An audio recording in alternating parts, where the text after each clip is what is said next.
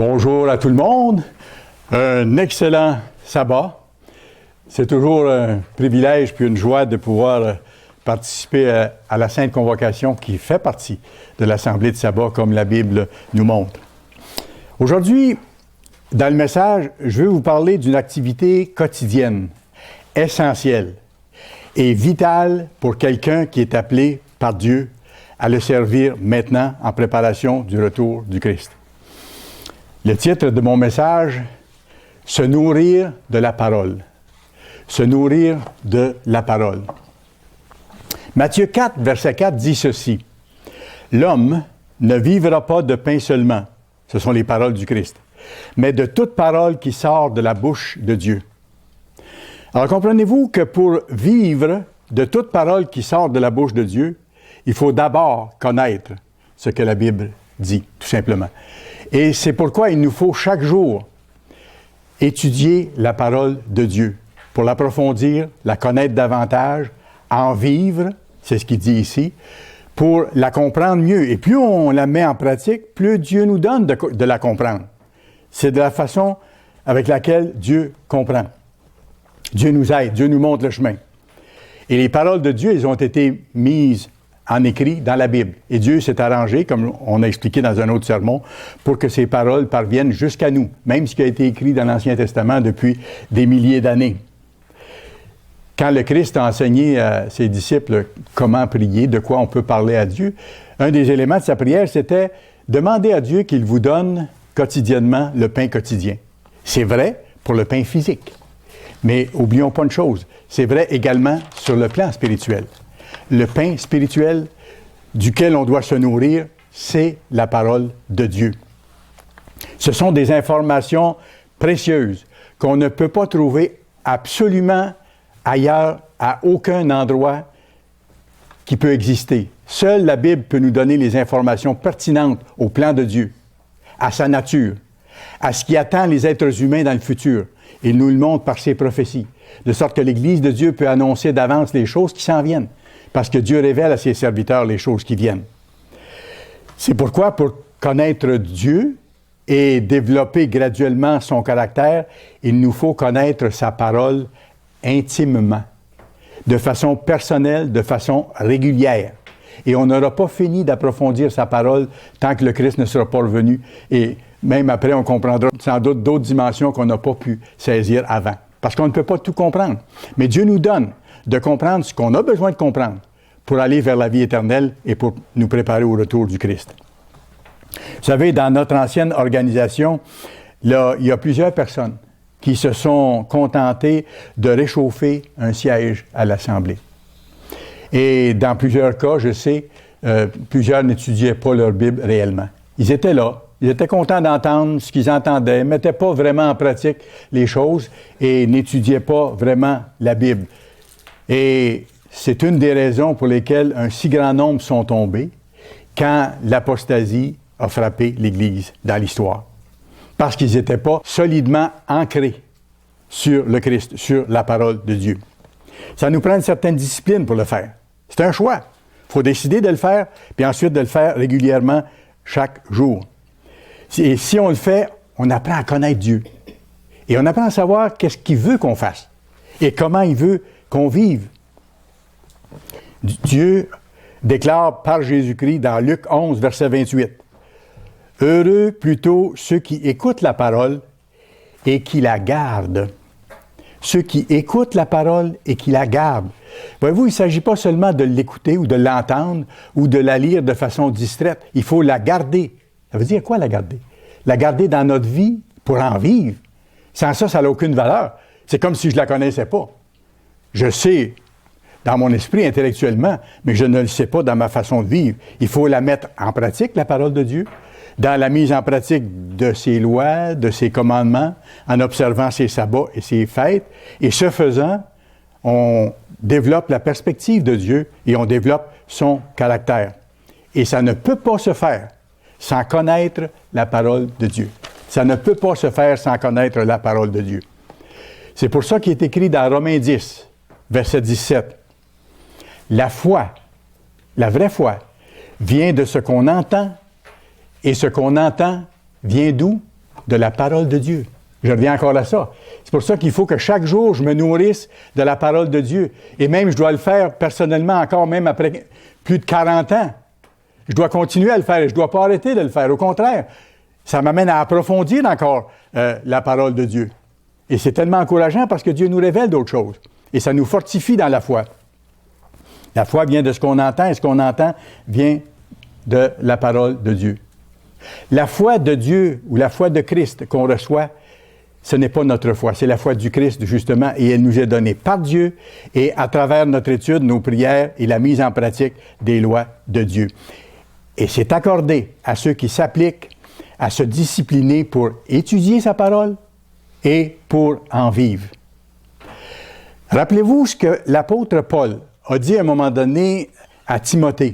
Dans 1 Timothée 4 et le verset 13, Timothée était loin de Paul à ce moment-là pour un certain temps. Paul lui a écrit et il lui dit ceci, « Jusqu'à ce que je vienne, applique-toi, Timothée, à la lecture, à l'exhortation et à l'enseignement. » Alors voyez-vous, il disait à un ministre de Dieu de l'époque, Paul lui disait, « Applique-toi à la lecture. » Donc, je dois continuer à lire la parole. En tant que ministre, oui, mais en tant que membre de l'Église. Et tous les membres de l'Église doivent le faire pour rester solides et voir leur foi augmenter. Ça doit être une priorité. Et je vais vous dire plus que ça. Ça fait partie de l'adoration du vrai Dieu. L'adoration du vrai Dieu, ce n'est pas une émotion dans le cœur en disant « j'ai donné mon cœur à Jésus » et ainsi de suite. Non, c'est de faire la volonté de Dieu. Le Christ le dit à plusieurs occasions. Pourquoi dites-vous que vous m'aimez, mais vous ne faites pas les choses que je vous demande de faire? C'est ça qui est l'essentiel. Et adorer Dieu, dans ce sens-là, c'est une démarche qui ne peut pas être séparée de l'étude de sa parole, qui ne peut pas se faire sans étudier sa parole, sans s'en nourrir régulièrement et sans la mettre en pratique. Sans ça, on se leurre et on n'est pas vraiment proche de Dieu et Dieu ne nous répond pas vraiment. Pour que Dieu nous réponde vraiment, il faut faire sa volonté. C'est ce qui est marqué dans la Bible aussi, même si on n'est pas parfait. Parce que quand on vient à l'Église, on est loin de savoir tout ce qu'il faut faire. Mais à mesure que Dieu nous montre les choses à faire, si on s'applique à les faire, Dieu nous donne la force et Dieu nous donne des bénédictions. Et là, Dieu répond à nos prières puis nous aide à aller plus loin. Pour vous montrer à quel point c'est important de lire la parole de Dieu, je vous ramène les paroles que le Christ a dit à plusieurs occasions. Vous pourrez aller voir vous-même. Plusieurs fois, le Christ a dit « N'avez-vous pas lu? N'avez-vous pas lu? » Vous irez voir, par exemple, dans Marc 12, verset 10, Marc 12, verset 10 et le verset 26. Ailleurs aussi, vous pourrez prendre une concordance puis prendre le mot « lu », puis vous allez voir les autres endroits où le Christ a répété ces choses-là. Le Christ leur a dit « N'avez-vous pas lu? » Ça veut dire qu'il leur reprochait de ne pas avoir lu les Écritures qui existaient à ce moment-là, c'est-à-dire l'Ancien Testament, parce qu'il aurait dû comprendre des choses s'il avait lu les textes à l'époque. Le Christ indiquait par là que ceux qui disent être le peuple de Dieu doivent avoir lu la parole de Dieu. Voyez-vous, ça va ensemble. Si je dis que j'appartiens à Dieu, il faut que je lise sa parole, il faut que j'en vive. Sans ça, je n'appartiens pas vraiment à Dieu. Il faut que je l'ai lu, que je l'ai relu, que je l'ai réfléchi, que j'ai travaillé à la mettre en application. Ça veut dire l'intégrer dans ma vie. Devenir la parole de Dieu. Parce que la parole de Dieu, c'est le Christ en écrit. C'est la mentalité de Dieu. C'est sa façon de penser, c'est sa façon d'agir. Alors comprenez-vous que si je m'en nourris et si j'en vis, je deviens la parole de Dieu comme le Christ était la parole de Dieu. Ça, c'est le Christ en écrit. C'est la mentalité de Dieu, c'est sa façon de penser. Si nous voulons nous rendre au royaume, c'est-à-dire si nous voulons avoir la vie éternelle, c'est ça le royaume de Dieu. C'est naître dans la famille de Dieu en tant qu'être spirituel. Si nous voulons nous rendre jusqu'au royaume de Dieu et si nous voulons y entrer, nous devons étudier la parole de Dieu intensivement.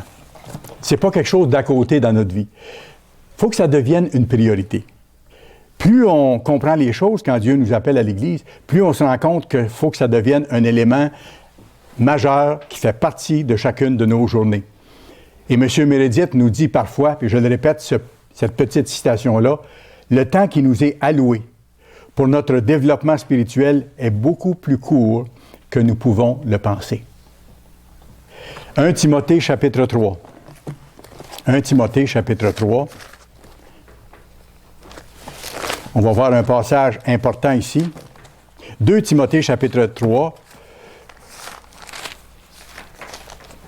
Et nous allons lire le verset 16. Il est question ici des Écritures. Paul parle des Écritures, qui étaient l'Ancien Testament à ce moment-là, parce que le Nouveau Testament n'avait pas encore été écrit. Qu'est-ce que Paul dit à Timothée? Il dit, toute Écriture est inspirée de Dieu. Donc, si Dieu a inspiré les Écritures, c'est qu'il a mis dans les textes des choses qui sont bonnes pour nous, que nous avons besoin de savoir pour notre chemin spirituel afin de lui appartenir et afin de marcher vers la vie éternelle, vers la naissance dans son royaume. Toute Écriture est inspirée de Dieu. Il parle des Écritures bibliques ici, bien sûr. Et utile pour quoi? Pour enseigner, pour convaincre, pour corriger, pour instruire dans la justice.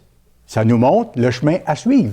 C'est ça. C'est là qu'est notre source de compréhension de la vraie vie, d'une vie qui mène au bonheur, à la paix d'esprit et au bien-être de ceux qui nous entourent. Regardez le verset 15 avant, ce que Paul dit à Timothée. Il dit, « Dès ton enfance, tu connais les saintes lettres, c'est-à-dire les Écritures, qui peuvent te rendre sage à salut. » J'arrête ici, parce que ce que Paul dit à Timothée ici, c'est que les saintes lettres ou les Écritures inspirées de Dieu, c'est ces Écritures-là qui nous donnent la sagesse vers le salut, vers la vie éternelle, pour voir notre vie passée pardonnée à cause du sacrifice de Christ, pour pouvoir passer par les eaux du baptême, recevoir le Saint-Esprit de Dieu par l'imposition des mains d'un de ses ministres, et ensuite de marcher en nouveauté de vie pour développer le caractère de Dieu. Ce sont les saintes Écritures qui peuvent nous rendre sages à salut, c'est-à-dire vers le salut, vers la vie éternelle, que nous n'avons pas en tant qu'être humain. Ça doit nous être donné. La vie éternelle est un don de Dieu. Étant donné que l'Écriture est si importante pour notre salut, comprenez-vous qu'il nous faut lire l'Écriture, lire la Bible, travailler à la comprendre, la garder, la mettre en pratique, la relire, la noter. Moi, j'ai plein de couleurs puis d'annotations dans ma Bible ou de correspondances à mesure que je comprends des choses. Parce que là, ce livre-là devient vivant pour moi. Et quand j'y retourne, je retrouve des choses que j'ai comprises dans le passé que je peux ajouter à celles que Dieu me montre maintenant aussi encore. Alors, voyez-vous, ma Bible devient vraiment vivante dans ce sens-là. C'est un outil de travail dont je ne peux pas me séparer, que je dois utiliser chaque jour. Lire, relire. Je connais une dame dans l'Église qui finit pour la 2e fois de refaire tout son cours de Bible. Elle l'a fait en anglais, après ça, elle l'a fait en français, au complet. Et là, elle entreprend d'autres sortes d'études et chaque jour, elle fait des choses comme ça pour rester en contact avec la parole de Dieu. C'est formidable. Elle est encouragée puis elle est solide dans la vérité à ce moment-là. Dans la Bible, c'est Dieu qui nous parle. À chacun de nous. Je vais vous le montrer tantôt. Individuellement et personnellement. Je vais vous montrer un petit passage qui l'indique clairement. Allez dans Apocalypse. Apocalypse chapitre 1. Verset 1. Regardez bien. Révélation de Jésus-Christ. Dès le début du livre de l'Apocalypse. Révélation de Jésus-Christ. Une révélation, c'est quelque chose qu'on fait connaître à un autre. Alors, si le Christ prend la peine de dire, voici, c'est la révélation que je vous donne, c'est parce qu'il y a un but en ce qui nous concerne, en ce qui concerne ceux à qui il est donné de pouvoir travailler pour comprendre la Bible et la mettre en application. Révélation de Jésus-Christ. Ça vient d'où? Que Dieu lui a donné, que le Père a donné à Jésus-Christ pour nous transmettre. Le Christ est venu sur la terre pour nous faire connaître le Père et pour transmettre le message de la divinité. Révélation de Jésus-Christ que Dieu lui a donné. Pourquoi? Pour montrer à ses serviteurs. Ses serviteurs, c'est qui? C'est ceux qui travaillent à le servir, à l'aimer, parce qu'il dit que ceux qui m'aiment gardent mes commandements, que ceux qui s'appliquent à mettre en application ses commandements dans leur vie, y compris le sabbat, les fêtes et ainsi de suite. Que Dieu lui a donné pour montrer à ceux qui le servent, à ceux qui s'appliquent à le servir, pour leur montrer les choses qui doivent arriver bientôt. Et c'est pour ça, comme j'ai donné dans les annonces tantôt, que je vous ai rappelé qu'on a enseigné dans l'Église de Dieu depuis des dizaines d'années ce que nous voyons se réaliser sous nos yeux maintenant dans les bouleversements climatiques, dans les bouleversements politiques et militaires à travers le monde. Parce que ça avait été écrit et Dieu révèle ces choses-là à ses serviteurs. Les choses qui doivent arriver bientôt et qu'il a fait connaître par l'envoi de son ange à son serviteur Jean. Jean qui a écrit le livre de l'Apocalypse. Et regardez le verset 3. « Heureux celui qui lit et ceux qui entendent les paroles de la prophétie et qui gardent les choses qui y sont écrites. » Voyez-vous, il ne s'agit pas juste de le savoir. Certaines personnes savent que le Christ revient très bientôt, que les signes sont là, évident, mais ne passent pas à l'action pour changer. C'est comme s'ils ne le savaient pas. Et quand les événements vont se bousculer, malheureusement, ils ne seront pas prêts. Ce sera comme les vierges folles de la parabole. Ils ne seront pas prêts. Ils ne seront pas capables de faire face à ce qui vient. Car le temps est proche. Et pour nous aujourd'hui, ce temps-là dont il est question, il est vraiment proche. Vous regarderez l'avertissement que le Christ précise à ce sujet-là dans Apocalypse 22, juste un peu plus loin. Le dernier chapitre de toute la Bible. Voyez ce que le Christ dit à Jean. « Ne scelle point les paroles de la prophétie. Ne scelle point les paroles de la prophétie de ce livre. » Pourquoi? Car le temps est proche. Le temps de l'accomplissement de tout ce qui est écrit là est proche. Il dit, ne ferme pas ce sens-là pour les serviteurs de Dieu. On a vu au début du chapitre que ça s'appliquait aux serviteurs de Dieu. Et laissez-moi vous faire peut-être réfléchir sur un point en particulier.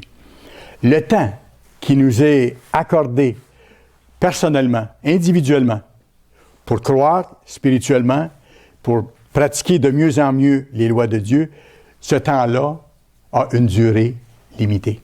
Ce temps-là, il a une durée limitée. Et plus on approche de la fin, plus c'est vrai. Parce que ça peut être deux possibilités. Ou que je m'endorme, c'est-à-dire que je meurs avant que le Christ revienne, ou que je sois encore vivant au moment où le Christ va revenir d'ici quelques brèves années. Dans un cas comme dans l'autre, le temps est de plus en plus limité. Mon temps à moi aussi, le vôtre également. Ça me fait penser, nos enfants, quand ils étaient petits, je leur avais acheté un petit sablier. Vous avez déjà vu ça, ces petits jouets-là. Parfois, c'est pas un jouet, c'est pour calculer le temps aussi.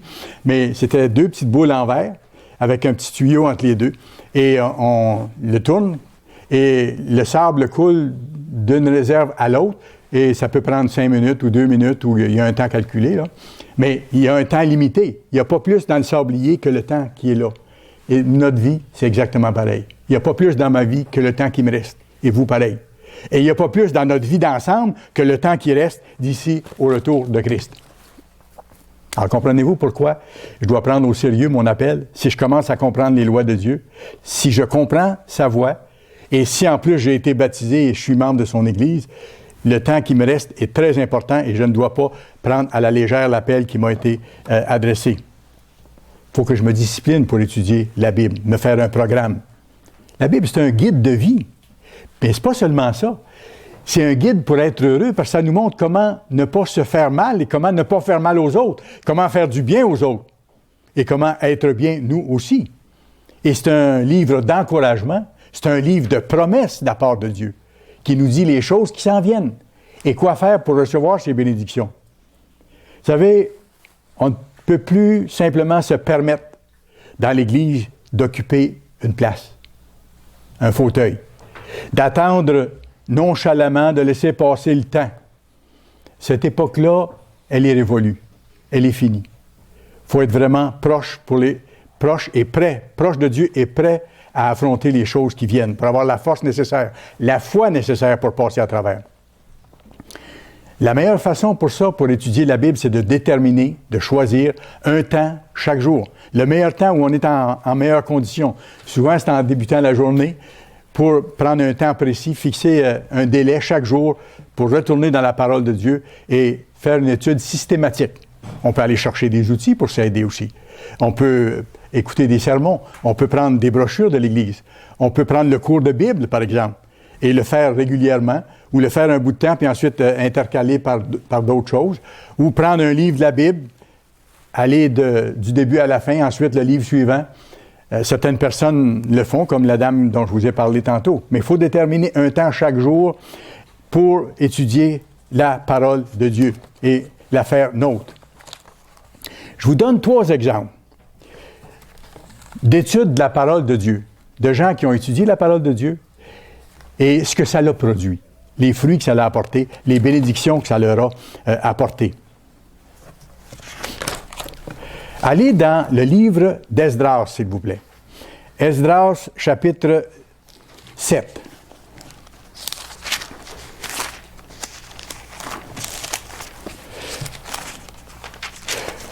Le contexte de ça ici, vous vous rappelez, Esdras avait été envoyé à Jérusalem pour rebâtir Jérusalem, rebâtir les murailles de Jérusalem et éventuellement pour que le temple soit rebâti. Mais regardez ce qui est dit ici au verset 10. Car Esdras, ce serviteur de Dieu, avait appliqué son cœur à étudier et à mettre en pratique la loi de l'Éternel. Voyez-vous, cet homme-là, que Dieu avait chargé de rebâtir Jérusalem à ce moment-là, avait d'abord étudié la parole de Dieu et s'était appliqué à la mettre en pratique. Et regardez maintenant le verset 8 et 9. Esdras arriva à Jérusalem au 5e mois de la 7e année du roi. Il était parti de Babylone le 1er jour du 1er mois. Et il arriva à Jérusalem le 1er jour du 5e mois. Et regardez le dernier bout de la phrase. La bonne main de son Dieu était sur lui.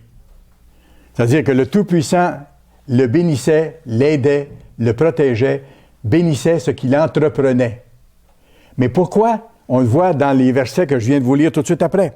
Car Esdras, verset 10, avait appliqué son cœur à quoi?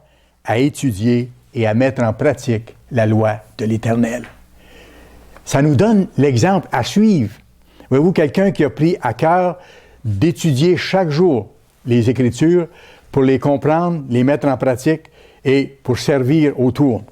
Alors donc, 1, Esdras avait étudié et 2, Esdras s'était appliqué à mettre en pratique ce qu'il voyait écrit dans la loi de Dieu. La loi, en passant, qui n'a jamais changé.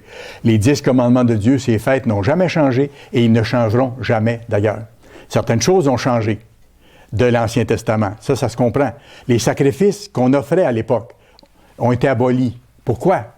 Parce que le sacrifice parfait est venu. L'agneau de Dieu est venu. Une fois qu'il a eu donné sa vie, il n'y avait plus besoin d'avoir de sacrifice pour représenter ce sacrifice total, futur, à venir. Alors, c'est pour ça qu'il y a certaines choses de l'Ancien Testament qui ont été arrêtées parce qu'elles n'avaient plus lieu d'être. Mais la base de tout, le fondement, c'est la loi de l'Éternel. Ce sont ses fêtes, ses lois. Et ça reste.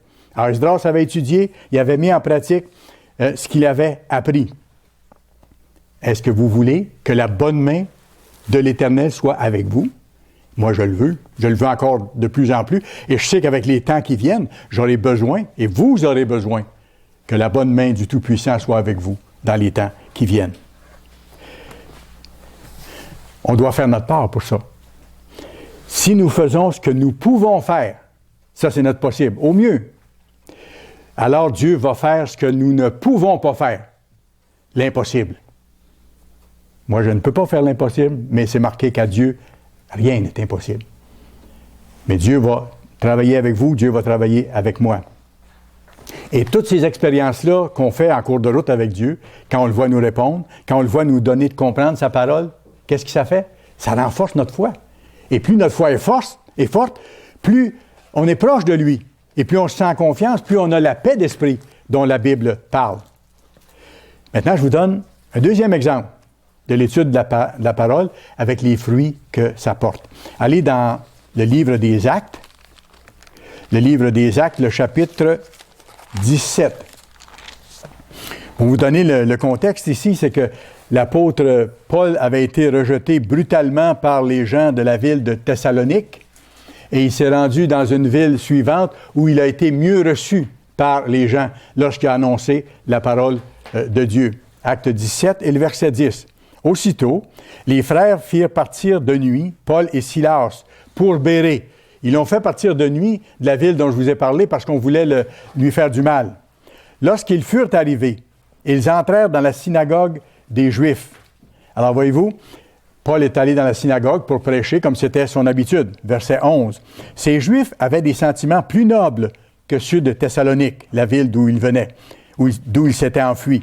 Ils reçurent la parole avec beaucoup d'empressement et ils examinaient chaque jour les Écritures.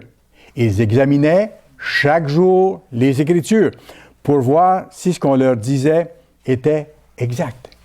Alors, voyez-vous, ils étudiaient les Écritures chaque jour. Et c'est le thème de mon message, se nourrir chaque jour de la parole de Dieu.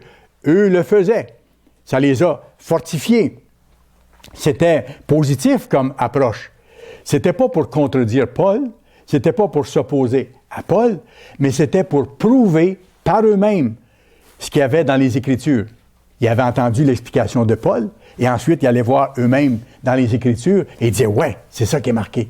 Et là, leur foi était augmentée. Et c'est ce qu'on doit faire aussi.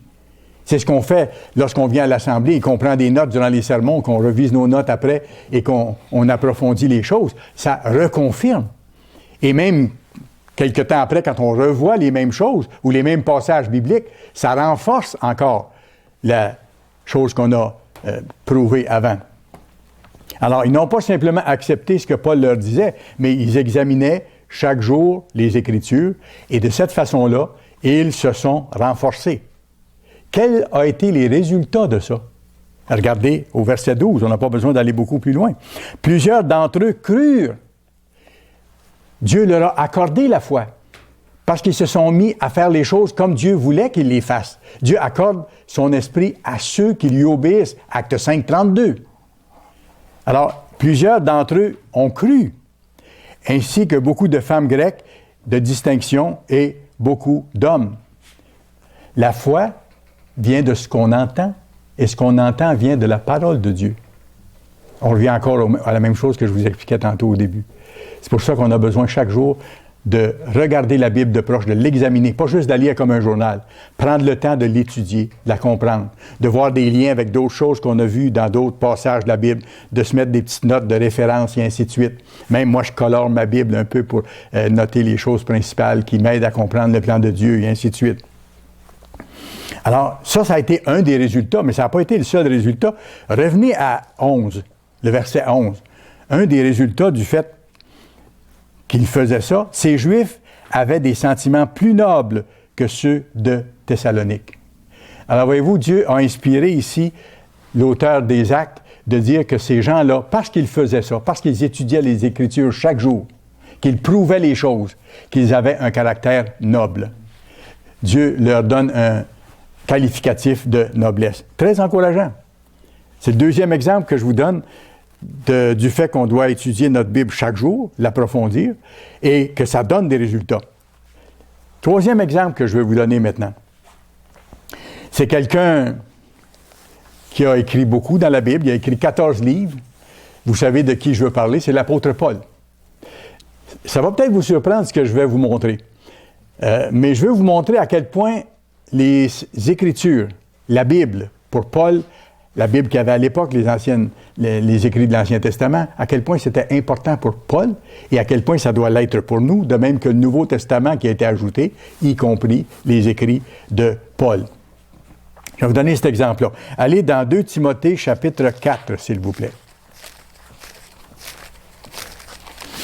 2 Timothée, chapitre 4. Et là, vous allez voir quelqu'un, je parle de Paul, qui avait vraiment à cœur d'étudier sa Bible. Même lorsqu'il était rendu âgé, même lorsque ça faisait longtemps qu'il connaissait les Écritures. Il voulait continuer à étudier sa parole. C'est jamais fini pour quelqu'un qui est à l'Église d'apprendre la parole de Dieu, de l'approfondir.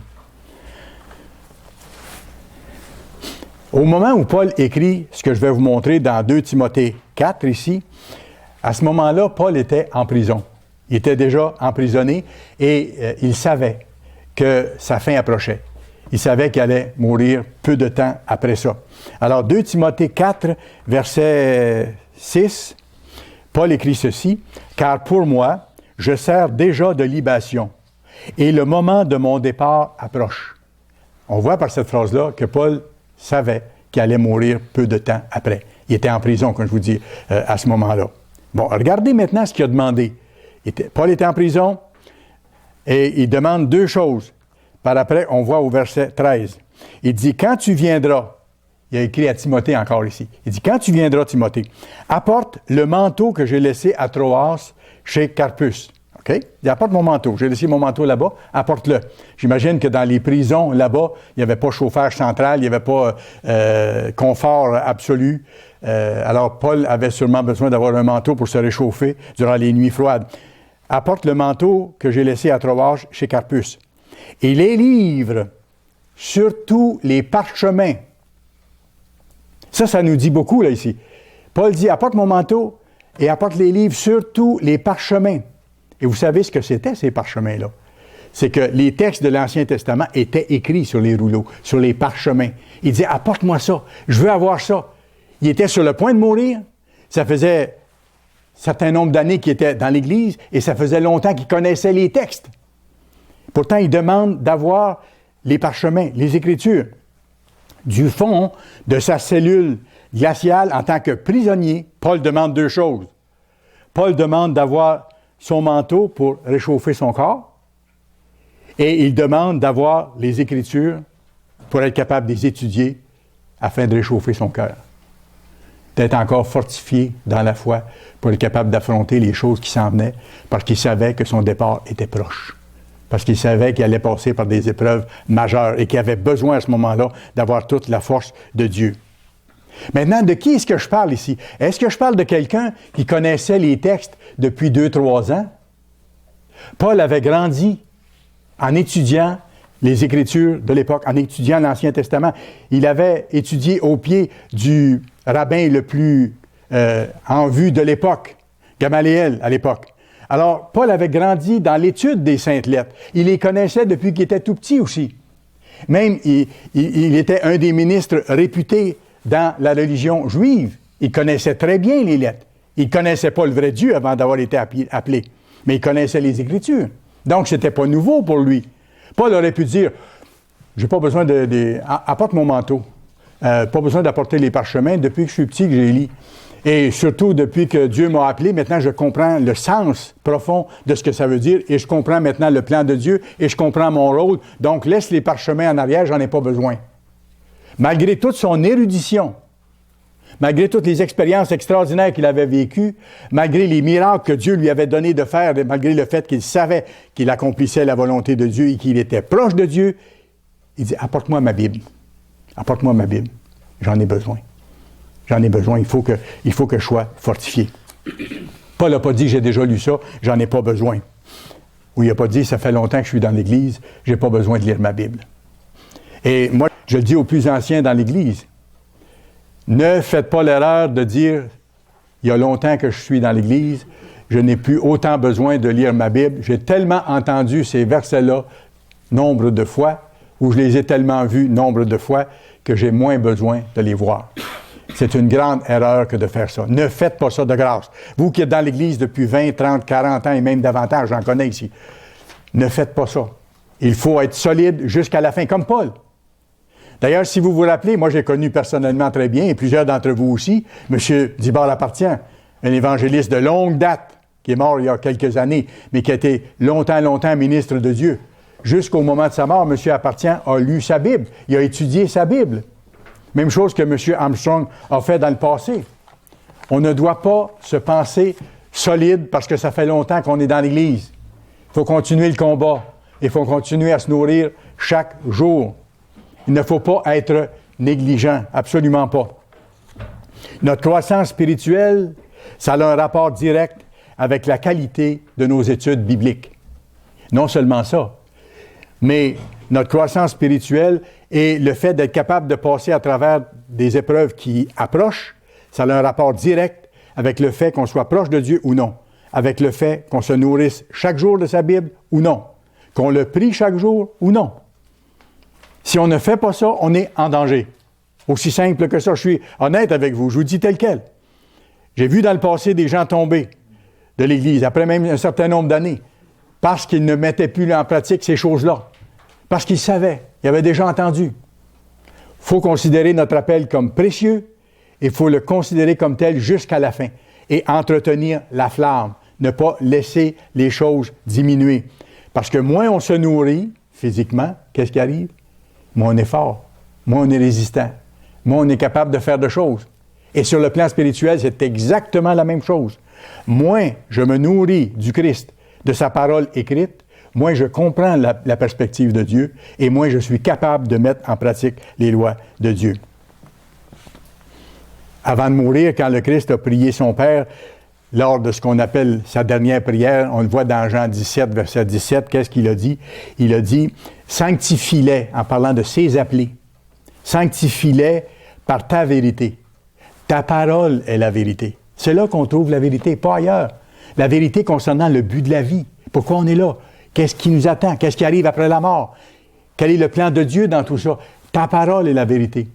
Et ce qui nous met à part du reste de l'humanité, pour l'instant, ils seront appelés plus tard, mais le petit troupeau que Dieu appelle maintenant, ce qui nous met à part, c'est justement la vérité, la connaissance de ce qui est différent de ce que les autres comprennent autour. Ils ne peuvent pas les comprendre parce que, un, ils ne sont pas appelés, et deux, ils ne veulent pas le mettre en pratique. Et quand on ne met pas en pratique les choses de Dieu, on ne comprend pas les choses de Dieu. Et on trouve bizarre ceux qui vivent selon ces choses-là. Parce que ce n'est pas dans notre champ de vision, pour ainsi dire. Si on n'étudie pas la vérité, qui est la parole de Dieu, on ne peut pas en retirer aucun bienfait. C'est sa parole qui nous met à part. Si nous nous contentons d'études bibliques de pauvre qualité, nous limitons notre développement spirituel et on risque même de perdre notre route. Et ça ne doit pas arriver. Ça ne doit pas arriver. On doit parfois faire ce que l'apôtre Paul dit. Pas juste parfois. On doit plutôt faire ce que l'apôtre Paul dit. Dans Philippiens 3, verset 14. Qu'est-ce que Paul dit? « Je cours vers le but pour le remporter, pour remporter le prix de la vocation céleste. » Voyez-vous, ce n'est pas une attitude négligente en disant « J'attends que le Christ revienne. » Paul dit « Non, je cours vers le but pour remporter le prix de la vocation céleste. » La vocation céleste, c'est notre appel. Quand Dieu nous donne de commencer à comprendre les Écritures, on a le choix ou de les mettre en pratique ou pas. Si je ne les mets pas en pratique, je ne comprends pas plus. Je ne vais pas plus loin. Mais si je les mets en pratique, Dieu me donne de comprendre un peu plus et là, je peux avancer. Et plus je comprends ça, plus je veux arriver au but. C'est ce que Paul dit. Il dit, je cours parce que je veux arriver au but. C'est fondamental. Notre propre vie en dépend. Ce n'est pas des choses banales que je vous dis. Il y a ici seulement deux possibilités. Ou bien nous sommes en train de nous diriger vers la vie éternelle, ou bien nous sommes en train de nous diriger vers la non-existence éternelle, ou vers la mort éternelle. C'est un ou l'autre. Et le choix nous appartient. Et Dieu ne fera pas interférence à notre propre libre arbitre, à notre liberté de choisir. Dieu nous a donné la liberté de choisir et il la respecte. Et il la respecte. C'est à nous. C'est pour ça que je dis, il nous faut faire notre part. On peut améliorer nos études bibliques. Il faut faire des choses. Une des choses pour améliorer nos études bibliques, c'est la chose de base. Je pense que tout le monde la comprend et la met en pratique, et il faut la mettre en pratique. C'est d'assister chaque sabbat aux assemblées de l'Église, parce que la Bible dit de ne pas abandonner notre sainte convocation. Et la sainte convocation fait partie du jour du sabbat, quand vous regardez dans les textes. Il doit y avoir une sainte convocation où il y a de l'enseignement qui est donné. Pourquoi? Pour fortifier le peuple de Dieu, pour que sa foi augmente, pour qu'il soit plus solide dans les voies de Dieu. Mais il faut non seulement observer le sabbat, non seulement observer les fêtes, mais observer les saintes convocations qui sont faites pour être avec les frères et les sœurs aussi, parce qu'il y a plusieurs choses qui s'accomplissent à travers ça. Vous le savez, quand on se rencontre le jour du sabbat, lors de l'assemblée, on s'encourage les uns les autres. Et si quelqu'un est un petit peu triste, on l'entoure puis on le console. Et si on peut s'aider, on s'aide. On a information sur les besoins les uns des autres pour prier les uns pour les autres dans la semaine aussi. Alors, il y a toute cette dynamique-là qui se passe pour que le peuple de Dieu soit fortifié. Alors, non seulement en venant à l'assemblée, on approfondit la parole de Dieu et on l'apprend, mais on s'approche des autres. Et c'est d'autant plus important que nous voyons approcher le jour, comme c'est écrit. C'est marqué dans la Bible, « N'abandonnez pas votre assemblée, d'autant plus que vous voyez approcher le jour. » Quel jour? Le jour du retour de Christ, le jour du temps de la fin. Il y a des temps dangereux qui approchent, on le sait, on le voit.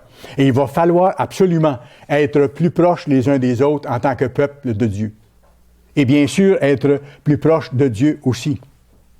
Et pour ça, il faut mettre en place les moyens d'améliorer notre étude biblique, qui est un des contacts qu'on peut avoir avec Dieu, en plus des prières et en plus du jeûne de façon régulière.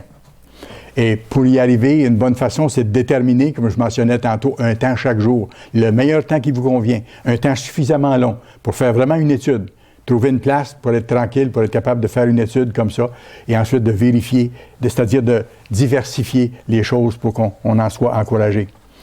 Je me rappelle, il y a un ministre qui disait « Ceux qui utilisent leur Bible peu ne sont pas beaucoup mieux que ceux qui ne se servent pas du tout de leur Bible. » Ça m'avait frappé, puis je l'ai noté. Il dit « Ceux qui utilisent peu leur Bible ne sont pas différents de ceux qui ne l'utilisent pas. » Parce que c'est un demi, là. C'est pas comme Paul qui dit « Je cours vers le but. Je ne fais pas les choses à moitié.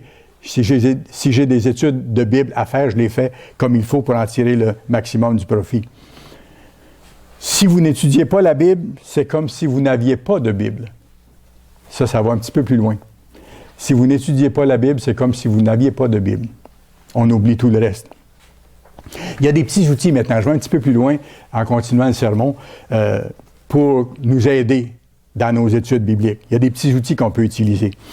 Quand on a lu la Bible, on peut repartir ensuite, après l'étude qu'on a faite, par exemple le matin, faire notre journée, mais garder, par exemple, un point qui nous a frappé dans l'étude qu'on a faite et se le remémorer durant le jour. Voir comment je peux l'appliquer dans ma vie, ce point-là. Comment je peux en parler à Dieu dans ma prière, lorsque je vais lui parler. Ça devient vivant, puis ça nous habite, ça nous accompagne tout au long de la journée. Ça peut être une façon. On appelle ça la méditation. La méditation, c'est pas de s'asseoir sur un rocher, les bras, je ne sais pas comment, en faisant des bruits de voix. Non, c'est de réfléchir. Méditer, c'est réfléchir. Et méditer sur la parole de Dieu, c'est réfléchir sur ce qu'on a lu le matin, le garder avec nous durant le jour. C'est une des façons. Une autre façon, et je vais la développer un petit peu celle-là, c'est la mémorisation de certains petits passages dans la Bible. Et vous allez voir l'effet que ça a. Moi, je l'ai vécu dernièrement, ça m'a vraiment frappé. Je vais vous en parler dans quelques minutes. C'est de mémoriser certains versets, certains passages clés qui nous servent tôt ou tard. Ça devient une base qui est facile de se rappeler parce qu'on les a mémorisés. Mémoriser, on peut les apprendre par cœur, puis les répéter jusqu'à temps qu'on les apprenne. Ou moi, ce que je fais des fois, je vais écrire le verset que je veux apprendre par cœur, je vais l'écrire plusieurs fois. Puis 2-3 jours après, je vais le réécrire encore plusieurs fois. Puis à un moment donné, ça devient automatique. Je peux, sans avoir besoin de me référer, le dire par cœur. Là, il est enregistré. Voyez-vous?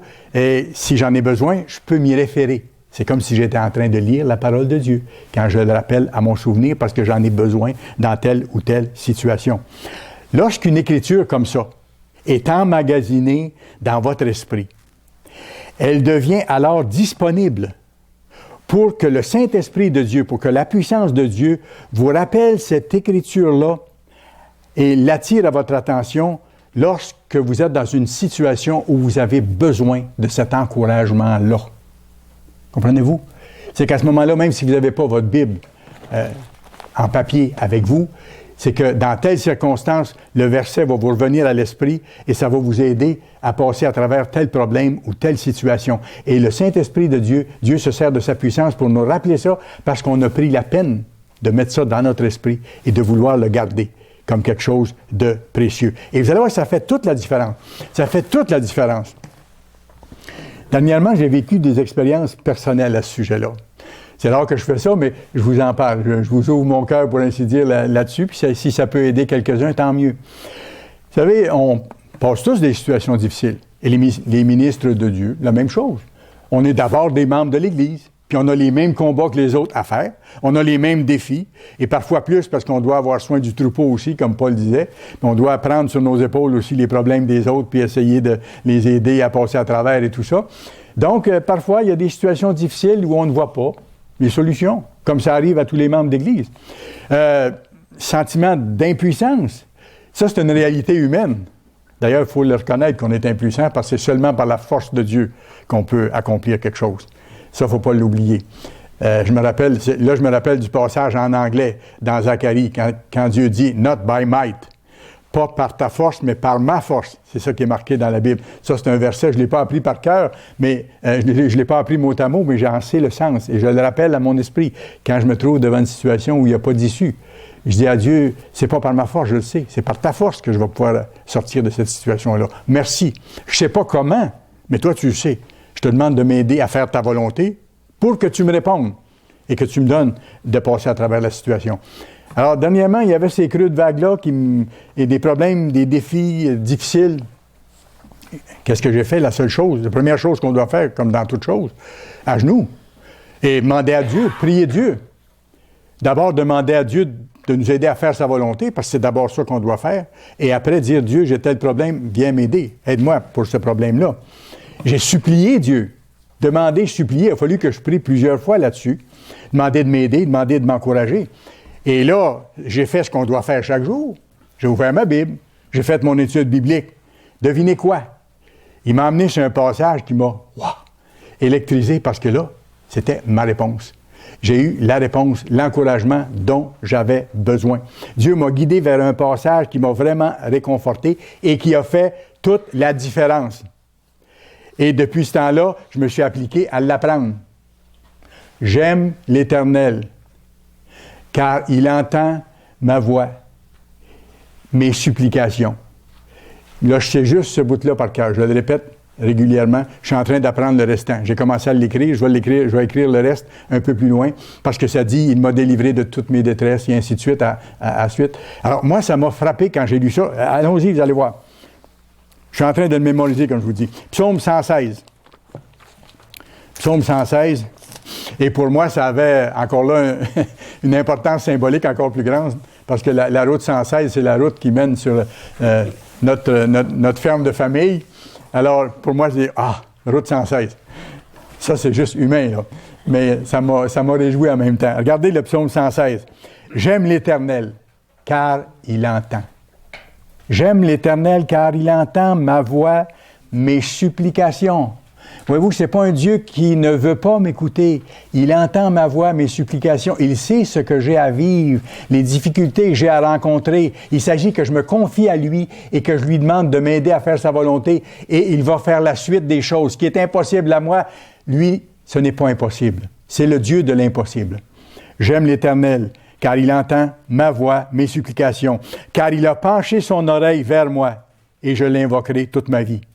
Les liens de la mort m'avaient environné et les angoisses du séjour des morts m'avaient saisi. J'étais en proie à la détresse et à la douleur. Et parfois, on est en proie à la détresse, à la douleur. On se demande ce qui va arriver. On n'a pas de moyen de régler une situation. On est un peu découragé. On est dans un creux de vague. J'aime l'Éternel, car il entend ma voix, mes supplications. Et j'étais en proie à la détresse. Il est miséricordieux, plein de compassion. Verset 6, l'Éternel garde les simples. J'étais malheureux et il m'a sauvé. Et quand on a des moments de creux de vague comme ça, si on se tourne vers Dieu avec l'attitude de vouloir vraiment faire sa volonté, pas jouer de jeu avec lui, là, vraiment faire sa volonté en toute chose, même si on n'est pas parfait, mais qu'on est en route, Dieu nous répond. Et je peux avoir l'assurance que Dieu entend mes prières, entend ma voix, entend mes supplications. Et regardez ce qu'il me dit après, au verset 7. « Mon âme retourne à ton repos, car l'Éternel t'a fait du bien. » Car l'Éternel t'a fait du bien. Comprenez-vous que quand je vais avoir encore d'autres grands défis de la nature que j'ai eus dernièrement, quand Dieu m'a montré ce superbe verset d'encouragement, je vais me le redire encore. « J'aime l'Éternel, car il entend ma voix et mes supplications, car il a penché vers moi son oreille, et il m'a sorti de ma détresse. » Formidable. Voyez-vous ce que ça fait? Mémoriser certains versets pour les utiliser de mémoire durant des situations précises, ça fait toute la différence.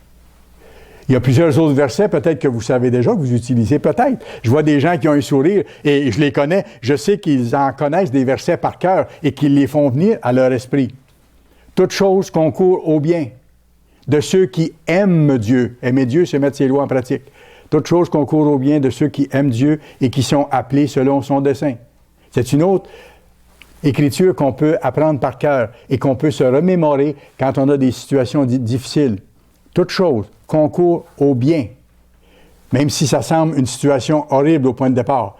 Peut-être que Dieu est en train de nous montrer quelque chose à travers ça, mais il veut qu'on en sorte. Toutes choses concourent au bien de ceux qui aiment Dieu. Il faut que j'aime Dieu, par exemple. Il faut que je m'applique à vivre selon ses lois et qui sont appelés selon son dessein. Voyez-vous? C'est une écriture qu'on peut apprendre par cœur puis se la rappeler. Quand le Christ a dit, ça je la trouve superbe, « Je ne te délaisserai point, je ne t'abandonnerai point ». C'est un autre qu'on peut se rappeler par cœur. Quand on se sent seul, isolé face à un problème, on peut dire, le Christ a dit, « Je ne te délaisserai point, je ne t'abandonnerai point ». Ça devient une force pour nous. Psaume 37, verset 25. Parfois, certaines personnes sont inquiètes sur le plan financier. Si je fais ma part, si je m'efforce de faire un bon travail, si je compte sur Dieu, si je paie mes dîmes lorsque j'ai un salaire et ainsi de suite, je n'ai pas à craindre les situations, les circonstances. Je peux avoir des hauts et des bas. Mais regardez ce que Dieu dit. Je n'ai point vu, Dieu dit ça par la bouche de David. Psaume 37, verset 25. Je n'ai point vu le juste abandonné. Ça rejoint l'autre verset que je vous ai dit. Ni sa postérité mendiant son pain. Donc, même dans les temps difficiles, David, inspiré par Dieu, a dit « Ceux qui font la volonté de Dieu auront la protection de Dieu, même dans les situations difficiles. » Et ça explique pourquoi David a dit à un moment donné « Je serre ta parole dans mon cœur afin de ne pas pécher. » Psaume 119, verset 11. « Je serre ta parole dans mon cœur. Je la mets en dedans de moi, ta parole. J'essaie de m'en rappeler. Même si ce n'est pas mot à mot, là, au moins l'idée, pour me la rappeler dans différentes circonstances et demander à Dieu son intervention ou le remercier. S'il dit « Je serre ta parole dans mon cœur », c'est que je l'ai lu d'abord, que j'ai tenté de m'en rappeler et que je l'ai gardé dans mon cœur. Autrement dit, je n'ai pas mis la parole de Dieu sur une tablette de ma bibliothèque. J'ai pris le livre, je l'ai étudié chaque jour. On peut, je reviens à ça, on peut mémoriser un verset en le répétant mot à mot. On a du temps, on s'en va en auto ou quoi que ce soit, on peut répéter le verset pour vraiment que ça imprime. Ou on peut l'écrire, le répéter plusieurs fois. Je suis en train de faire ça avec les commandements aussi. J'écris les commandements pour m'en rappeler, être capable de m'en rappeler par cœur. Prenez aussi le casque du salut et l'épée de l'Esprit, qui est la parole de Dieu. Voyez-vous, la parole de Dieu, c'est l'épée de l'Esprit. Il y a une puissance dans la parole de Dieu. Alors, quand je rappelle à Dieu, dans mes paroles, un passage que j'ai mémorisé quand j'arrive devant une situation, à ce moment-là, il y a une puissance dans la parole de Dieu qui m'aide. Et Dieu m'aide aussi directement. Et on peut l'utiliser avec compétence lorsqu'on l'a lu, lorsqu'on l'a étudié, lorsqu'on l'a relu, qu'on l'a approfondi. Lorsqu'un verset nous revient à l'esprit dans une circonstance particulière, ça peut faire toute la différence. Dans le résultat, par exemple, d'une bataille spirituelle aussi. Et on a tous des combats spirituels à mener pour ne pas retomber dans nos fautes. On a besoin de l'aide de Dieu pour ça. Et là, on peut se rappeler un petit passage qui est écrit dans le Nouveau Testament. « Je puis tout par celui qui me fortifie. Je puis tout par celui qui me fortifie. » Voyez-vous? Ou si j'arrive devant une épreuve, ou si j'arrive devant une tentation, me rappeler un des versets qui dit « Aucune tentation ne vous est survenue qui n'a été humaine. Et Dieu, avec la tentation, va vous donner le moyen d'en sortir. » Alors, si j'arrive devant une tentation, j'ai un combat à mener, je peux dire à Dieu, écoute, tu as dit que tu ne permettrais pas d'avoir des choses au-delà de nos forces. Aide-moi à avoir le moyen d'en sortir et aide-moi à vouloir en sortir. Voyez-vous? Ou bien il y a d'autres versets qui vont dire, résistez au diable et il fuira loin de vous. Il y a juste ce petit bout-là, des fois ça m'a servi, moi. Résister au diable. Si je dis non à une tentation, si je me détourne, si je change de place, je change d'amis s'il faut, change de... Qu'est-ce qu'il faut changer pour ne pas tomber? Il dit, résistez au diable et il fuira loin de vous. C'est une promesse encore que Dieu fait. Alors, à ce moment-là, vous profitez d'une force additionnelle quand un verset précis comme ça peut vous revenir à l'esprit. Pourquoi? Comme j'ai expliqué un peu, parce que la parole de Dieu, elle est vivante. Il y a une puissance inhérente dans la parole de Dieu. Ce n'est pas comme un livre d'histoire, ce n'est pas comme un roman, c'est comme d'autres choses. Dieu a mis sa puissance dans la parole de Dieu. Allez à Proverbe 22, s'il vous plaît. Proverbe chapitre 22. Mémoriser des passages clés et se les répéter, ça augmente notre foi. Proverbe 22, versets 17 à 19. Prête l'oreille. C'est ce que Dieu nous dit. Prête l'oreille. Écoute les sermons, écoute la Bible écrite en la lisant. Prête l'oreille et écoute les paroles des sages. Et ce sont des paroles des sages, des serviteurs que Dieu a inspirés pour écrire ces paroles-là. Écoute les paroles des sages. Applique ton cœur à la science, la vraie science. Car il est bon que tu les gardes au-dedans de toi. Avez-vous déjà remarqué ce petit passage-là? Il est bon que tu les gardes, ces paroles-là qui sont écrites au-dedans de toi. Donc, essaie de t'en souvenir pour les mettre en pratique. Il est bon que tu les gardes au-dedans de toi et qu'elles soient toutes présentes sur tes lèvres, que tu sois capable de répondre à d'autres qui posent des questions à partir de là, afin que ta confiance repose sur l'Éternel. Parce que les paroles de sagesse viennent de lui. Et regardez ce qu'il dit après. « Je veux t'instruire aujourd'hui, oui, toi. » Je veux t'instruire aujourd'hui, oui, toi. C'est intéressant de voir comment Dieu phrase les choses, présente les choses, ça devient très personnel, je vous l'ai dit tantôt. Notre étude biblique, c'est quelque chose de personnel, c'est un rapport direct avec Dieu. Et si vous le faites de façon fidèle, il va vous répondre et il va intervenir pour que ce lien-là se développe avec lui. Gardez les paroles de Dieu au-dedans de nous. L'étude de la parole et la mémorisation nous affermit dans la foi et dans la loi de Dieu. C'est pourquoi David a dit dans Psaume 119, verset 97, Psaume 119, verset 97, « Combien j'aime ta loi! » Ouais, j'arrête. Pour que David dise « Combien j'aime ta loi! » fallait qu'il la lise, fallait qu'il la connaisse. « Combien j'aime ta loi! » Et plus je la lis, plus je vois l'implication de ces lois dans la vie de tout le monde, plus j'admire ces lois-là. Quand Dieu dit de ne pas voler, de ne pas commettre l'adultère, de ne pas tuer, on sait que c'est ce qui va être appliqué dans le monde à venir après le retour de Christ. Et on sait comment de bien le fait d'appliquer ces lois-là apporte. Plus je les comprends dans leur dimension, plus je l'aime. Alors, combien j'aime ta loi, c'est ce que David disait. Donc, il fallait qu'il la lise. Elle est, cette loi-là, tout le jour, l'objet de ma méditation.